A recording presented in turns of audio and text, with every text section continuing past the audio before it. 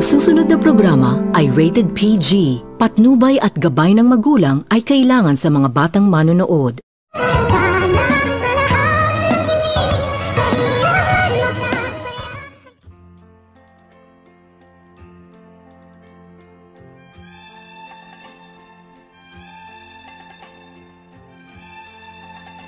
Labis-labis itong nasasaktan si Annalyn sa kanyang naririnig galing sa bibig ng kanyang ina na itong si Lynette dahil ang buong akala nito ni Annalyn ay matutuwa ang kanyang ina ngayong si Annalyn na umano ang may-ari ng Apex Medical Hospital pagkatapos nitong ipamana sa kanya ng kanyang ama.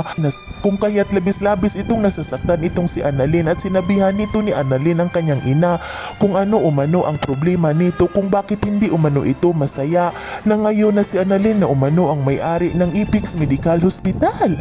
At dito hindi rin ito nakasagot itong si Lynette at lumuluha lamang ang kanyang mga mata habang tinitingnan nito ni Lynette itong si Annalyn na nanggigiliitin ng galit at hindi rin ito napigilan ni Annalyn ang kanyang sarili na lumuluha ang kanyang mga mata habang sinusumbatan nito ni Annalyn ang kanyang ina na si Lynette. Dahilanan na agad naman din itong sinabihan ni Annalyn ang kanyang ina na mas mabuti pa umano na doon na lamang si Annalyn titira sa Apex Medical Hospital upang maging malaya na umano ang kanyang buhay at hindi na umano ito magpapatali pa sa kanyang ina ngayong na brainwash na umano ang kanyang ina sa lalaking kanyang bagong minahal na itong si Dr. Carlos at lumayo na umano ang loob ni Lynette kay Annalyn dahil mayroon na umano itong ibang pinagkaabalahan at hindi na umano nito mahal ni Lynette ang kanyang anak na itong si Annalyn. Lalo nitong hindi napigilan ni Lynette ang kanyang sarili at hindi nito masabi-sabi ni Lynette katotohanan na pinagbabawalan ito ni Dr. Carlos na makipaglapit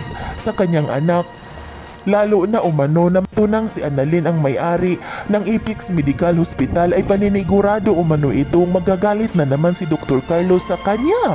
At dito hindi na ito nagpapigil pa itong si Annalyn at agad itong pumunta sa Apex Medical Hospital at nagsumbong ito sa kanyang ama na hindi umano ito natutuwa ang kanyang ina na siya umano ang pinagmanahan na sa kanya umano ipinamana ang Apex Medical Hospital, kung kaya't agad naman din itong sinabihan ni Dr. Tanyag ang kanyang anak na naintindihan umano nito ni Dr. Tanyag na hindi umano nito matanggap ni Lynette na ipinamana umano niya kay Annalyn ang Apex Medical Hospital dahil nag-alala lamang umano itong si Lynette na baka mayroon umanong masamang mangyayari kay Annalyn.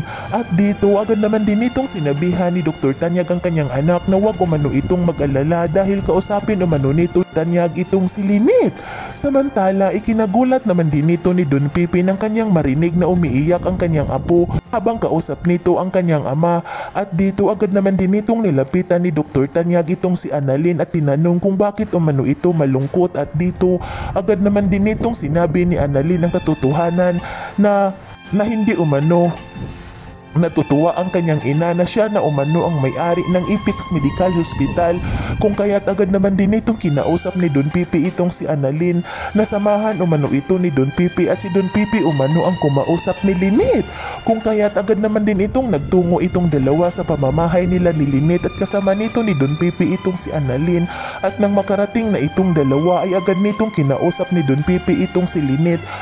Napayagan umano nito ni Lynette ang kanyang anak dahil wala na umanong ibang naisipan pa itong si Don Pipi na pagmanahan ng kanyang ari-arian lalo na sa Apex Medical Hospital. Ngayong nakita umano nito ni Don Pipi kung paano umano kasamang tao itong si Moira at kung kay Zoe umano nito ipapamana ni Don Pipi ay malamang maging hari-harian na naman umano itong si Moira, kung kaya't naisipan umano nila na kay Annalyn na lamang ipapamana ang Apex Medical Hospital. Yan ay ating aabangan sa susunod pa na pangyayari sa kaganapang ito ng abot kamay na pangarap. Huwag mong kalimutang isubscribe at i-hit ang notification bell ng aking channel